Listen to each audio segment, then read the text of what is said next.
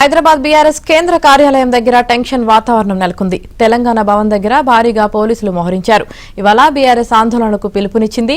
ఎన్టీఆర్ మార్గ్లోని అంబేద్కర్ విగ్రహం దగ్గర నిరసన చేపడతామని బీఆర్ఎస్ నేతలు ప్రకటించారు. తెలంగాణ భవన్ దగ్గరే బీఆర్ఎస్ ఎమ్మెల్యేలను పోలీసులు అడ్డుకునే అవకాశం ఉంది. ప్రస్తుతం కేటీఆర్ మాట్లాడుతున్నారు. ఇప్పుడు లైవ్ చూద్దాం. ఇవాళ సరిగ్గా సంవత్సరం అయింది నీ ప్రభుత్వం వచ్చి. మరి సంవత్సరం తర్వాత అటు దళిత బంధు లేదు, ఇటు అంబేద్కర్ అభయహస్తము లేదు.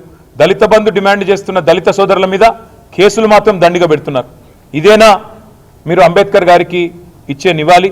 ఇదేనా దళితుల పట్ల మీ ప్రభుత్వానికి మీ పార్టీకి ఉన్న ప్రేమ అని నేను ముఖ్యమంత్రిని అడుగుతా ఉన్నా. అదే మాదిరిగా కేసీఆర్ గారు కేవలం మాటలకు పరిమితం కాలేదు. డాక్టర్ బాబాసాహెబ్ విద్యతోనే వికాసం వస్తుంది, వికాసంతోనే విజ్ఞానం పెరిగి సమాజంలో సమానత్వం వస్తుంది అని నమ్మిన మహానుభావుడు. అందుకే వారి పేరు మీదే doctor Babasaheb Ambedkar overseas scholarship పేరిట వేలాది మంది విద్యార్థులను 7,000 మంది పైచిలుకు విద్యార్థులను, తెలంగాణ బిడ్డలను, దళిత బహుజన వర్గాలకు సంబంధించిన బిడ్డలను విదేశాలకు పంపింది తెలంగాణ ప్రభుత్వం కేసీఆర్ గారి నాయకత్వంలో. ఇవాళ ఆ పిల్లలు రెండవ ఇన్స్టాల్మెంట్ కూడా రాకుండా మా ప్రభుత్వం మొదటి ఇన్స్టాల్మెంట్ ఇస్తే ఈరోజు రెండవ ఇన్స్టాల్మెంట్ కోసం దేశ విదేశాల్లో అల్లాడుతున్న విషయం మీకు కనీసం తెలుసా? నేను అడుగుతా ఉన్నా. వారిని ఎందుకు పట్టించుకోవట్లేదు? విద్యార్థుల ఉన్నత విద్య, విదేశాల్లో వారు అభ్యసిస్తున్న విద్య తెలంగాణ సమాజానికి, భారతదేశానికి ఉపయోగపడదా? వారి ఉద్ధరణకు, దళిత ఉద్ధరణకు, బహుజనుల ఉద్ధరణకు ఉపయోగపడదా అని నేను అడుగుతా ఉన్నా. అదే మాదిరిగా విద్యతోనే వికాసం వస్తుందని కేసీఆర్ గారు నమ్మి బహుజన పిల్లల కోసం తెలంగాణ రాష్ట్రంలో, భారతదేశంలో ఎక్కడా లేని విధంగా 1000 పైచిలకు గురుకుల పాఠశాలలు పెడితే ఇవాళ గురుకుల పాఠశాలల్లో 48 మంది పిల్లలు చావుల పాలైనారు. మేము ఆ విద్యార్థులను మా ప్రభుత్వంలో ఉన్నప్పుడు ఎవరెస్ట్ శిఖరాన్ని ఎక్కిస్తే మీరు ఆ పిల్లల్ని పాడెనెక్కిస్తూ ఉన్నారు. మరి మేము ఈ గురుకులాలు బాగుపడాలి, అందులో చదువుతున్న లక్షల మంది పిల్లల భవిష్యత్తు బాగుండాలి అనే ఆలోచనతో ఏర్పాటు చేసిన గురుకులాలను నిర్లక్ష్యం చేయడమే మీరు అంబేద్కర్ గారికి ఇచ్చిన నివాళ మేము అడుగుతా ఉన్నాం. మా పిల్లలు, మా బీఆర్ఎస్ విద్యార్థి విభాగం పిల్లలు గురుకుల బాట బట్టి వారం రోజులుగా గురుకులాలు తిరుగుతూ ఉన్నారు. అక్కడ నెలకొని ఉన్న స్థితిగతులు మా బీఆర్ఎస్ విద్యార్థి విభాగం ఆధ్వర్యంలో కనుక్కొని రాష్ట్ర ప్రభుత్వ దృష్టికి రాబోయే శాసనసభ సమావేశాల్లో, శాసన మండలి సమావేశాల్లో తేవాలే, సమాజం దృష్టికి తేవాలే, ప్రభుత్వం మీద ఒత్తిడి పెంచాలే, ప్రధాన ప్రతిపక్షంగా మా పనిచేయాలని మేము ఆ పనిలో నిమగ్నమై ఉన్నాం. మరి ఎందుకు గురుకుల బాటను అడ్డుకుంటున్నది నీ ప్రభుత్వం? పోలీసులతో, అధికారులతో మా ఆర్ఎస్ ప్రవీణ్ కుమార్ గారి మీద కేసు పెట్టించిన నేను అడుగుతా ఉన్నా. మా విద్యార్థి నాయకుల మీద కేసులు పెడతా ఉన్నారని నేను అడుగుతా ఉన్నా. సమాజంలో జరుగుతున్న దోపిడీని అడ్డుకొని మీరు చేస్తున్న అన్యాయాలను ప్రశ్నించినందుకేనా నిన్న మా నాయకులు మొత్తం మా గౌరవ ఎమ్మెల్యేలందరినీ ఎక్కడికక్కడ అరెస్ట్ చేసి దాదాపు 16-17 గంటల పాటు నిర్బంధించడమేనా మీరు అంబేద్కర్ గారికి ఇచ్చే నివాళని మేము అడుగుతా ఉన్నాం.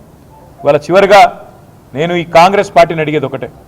ఇప్పుడే పెద్దలు మధుసూదనాచారి గారు చెప్పినట్టు రాజ్యాంగ రక్షకుడిగా పోజులు కొట్టే రాహుల్ గాంధీ నీకు ఉత్తరప్రదేశ్లోకి రానియకపోతేనేమో ఉక్రోషం వస్తున్నది. నేను ఉత్తరప్రదేశ్లో నిన్ను పర్యటించనీయకపోతే నేను ప్రతిపక్ష నాయకుడిని నన్నెందుకు తిరగనీయరు అంటున్నావు? మరి మేము ప్రజలు ఎన్నుకున్న నాయకులం కాదా? మేము ప్రజాప్రతినిధులం కాదా? మా మధుసూదనాచారి గారు శాసన మండలిలో ప్రతిపక్ష నాయకుడు కాదా? నీకే హోదా అయితే పార్లమెంట్లో ఉన్నదో మా మధుసూదనాచారి గారికి తెలంగాణలో అదే హోదా లేదా? మరి ఎందుకు ఇక్కడ గొంతు నొక్కుతున్నది నీ కాంగ్రెస్ ప్రభుత్వం? కొడంగల్ దళిత బిడ్డలు, కొడంగల్ గిరిజన బిడ్డలు ఎక్కడున్నావయ్యా రాహుల్ గాంధీ? నువ్వెందుకు వస్తలేవు మా దగ్గరికి? నీ ముఖ్యమంత్రి మా భూములు గుంజుకుంటుంటే, మా వాళ్ళను జైల్లో పెడితే, అర్ధరాత్రి మా ఇంటి మీద తలుపులు పలగొట్టి దాడి చేస్తుంటే ఎక్కడ ఉన్నావని చెప్పి ఢిల్లీకి వచ్చి ఆక్రోశించినా ఇక్కడికి వస్తలేవు కదా రాహుల్ గాంధీ గారు? ఇదేనా మీరు చెప్పే స్వేచ్ఛ, సమానత్వం, సౌభ్రాతృత్వం? ఇదేనా మీరు మాట్లాడే రాజ్యాంగ రక్షణ అని రాహుల్ గాంధీ గారిని కూడా అడుగుతా ఉన్నా. దయచేసి చెప్పేదొకటి చేసేదొకటి అన్నట్టు కాకుండా డాక్టర్ బాబాసాహెబ్ రచించిన రాజ్యాంగం మీద కనీస జ్ఞానం, కనీస మర్యాద ఉన్న రాహుల్ గాంధీ గారు ఇకనైనా నీ కాంగ్రెస్ పార్టీకి, కాంగ్రెస్ ప్రభుత్వానికి హితోపదేశం చేయి. వారికి చెప్పు, ఈ వ్యక్తిగత దాడులు, వ్యక్తిత్వ హననాలు, రాష్ట్రంలోని బలహీన వర్గాల మీద జరుగుతున్న జులుం ఏదైతే ఉన్నదో ఈ విషయంలో నీ ముఖ్యమంత్రికి సద్బుద్ధిని ప్రసాదించే విధంగా ఆ అంబేద్కర్ గారి సాక్షిగా, అంబేద్కర్ గారి వర్ధంతి సాక్షిగా ఖచ్చితంగా ఆదేశాలు ఇవ్వాలని కోరుతూ, మరి ఇవాళ మమ్మల్ని పోనీయకుండా మేము పోదామనుకున్నాం.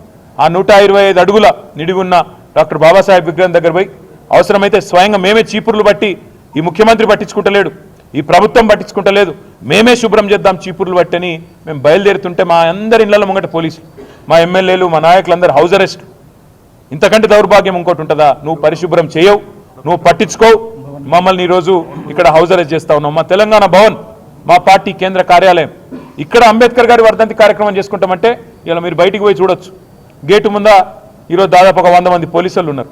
ఇదేనా ఇందిరమ్మ రాజ్యం అంటే? మీరు చెప్పిన ఇందిరమ్మ రాజ్యం ఇదేనా? ఎమర్జెన్సీ రోజులను తలపించే విధంగా ఎక్కడికక్కడ పోలీసులతో గొంతు నొక్కే ప్రయత్నం చేయడమే మీరు చెప్పిన ఇందిరమ్మ రాజ్యమా అని నేను అడుగుతా ఉన్నా. చివరిగా ఈ రాష్ట్ర ప్రభుత్వానికి చెప్పేది ఒకటే, కేసులు ఎన్నైనా పెట్టుకోండి, ఏం చేసుకుంటారో చేసుకోండి, మా నాయకుల మీద మీరేం చేసినా పర్వాలేదు. కానీ 9వ తారీఖు నుండి ప్రారంభమయ్యే శాసనసభ సమావేశాల్లో, శాసన మండలి సమావేశాల్లో తప్పకుండా మీ ప్రభుత్వం యొక్క నిర్వాకాన్ని, సంవత్సరం పూర్తయిన తర్వాత మీ రాష్ట్ర ప్రజలకు చేస్తున్న అన్యాయాన్ని ఎల్లుగెత్తి కొట్లాడుతూనే ఉంటాం, ప్రశ్నిస్తూనే ఉంటాం, పోరాడుతూనే ఉంటాం. వెనక్కి తగ్గే ముచ్చటనే లేదనే మాట